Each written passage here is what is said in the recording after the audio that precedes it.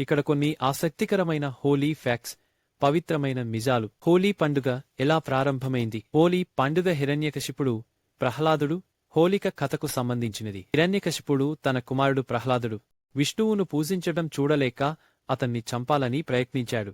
హోలిక అనే రాక్షసి హిరణ్యకశిపుడి సోదరి అగ్నిలో కాలిపోకుండా ఉండే వరాన్ని పొందింది. అయితే ప్రహ్లాదుని కాపాడేందుకు భగవంతుని కృపవల్ల హోలికే కాలిపోయింది. ఈ సంఘటన నెగటివ్ ఎనర్జీ తుదముడిపెట్టే సంకేతంగా హోలీ వేడుకగా మారింది. దీని రంగుల పండుగ అని ఎందుకు అంటారు? కృష్ణుడు చిన్నప్పుడు గోపికలతో, ముఖ్యంగా రాధతో రంగుల ఆట ఆడినట్లు పురాణాల్లో ఉంది.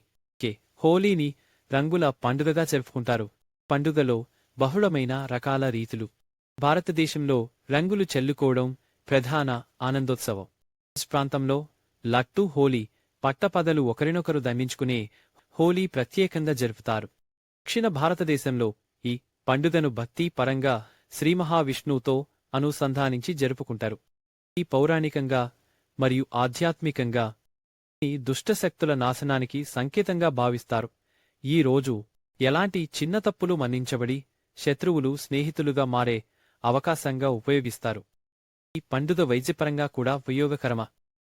సమయంలో వసంత ఋతువు ప్రారంభమవుతుంది. రంగుల కుళికలు. మొక్కల నుండి తయారైన నాచురల్ రంగులు చర్మానికి మంచి ఆరోగ్య ప్రయోజనాలు అందిస్తాయి.